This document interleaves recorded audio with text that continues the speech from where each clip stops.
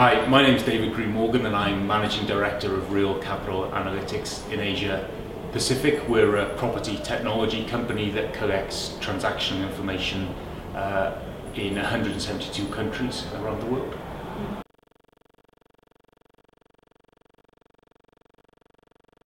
I think what we've seen, I guess, is that the expertise within Singapore has started to be transplanted to other parts of the world, and maybe some of the attributes of the Singapore market has started to move. So now we see a lot more high density residential in other parts of the world, whereas previously they were much lower density and lower rise.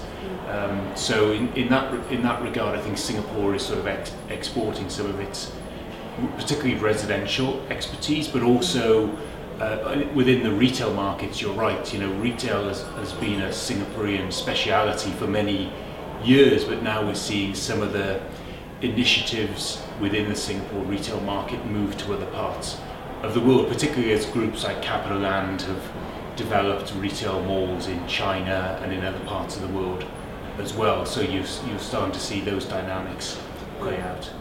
Okay.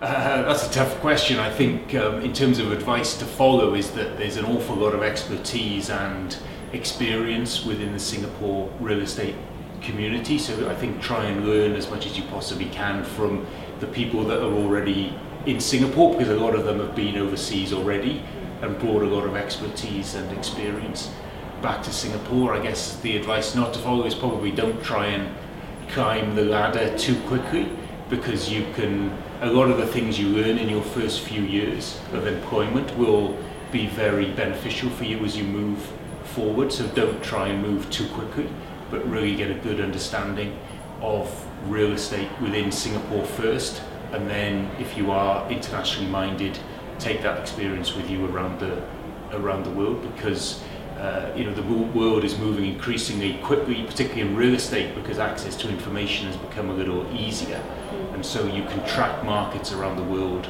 a lot easier than you could even 5 years ago. But the fundamentals of how to make good real estate investments probably are still very, very sound.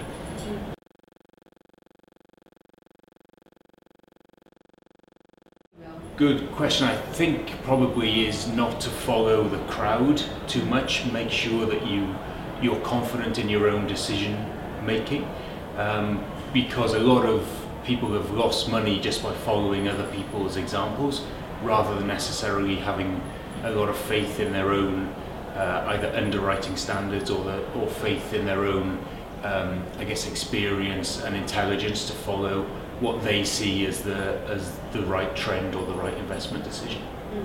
Any example from Real Capital Analytics when you were running it, like any example that you faced that you didn't follow the crowd? Yeah, well, I guess the history of Real Capital Analytics is that it was established at a time when access to real estate information was very difficult. The company's only about 20 years old, but it's a real pioneer in terms of the way that transactional information is collected and displayed and communicated to our clients. So the founder, Bob White, really had to be very true to his own ideas, and he was a real visionary in terms of the way he saw the real estate market becoming more transparent and decision making become more driven by real estate metrics rather than just people's opinions.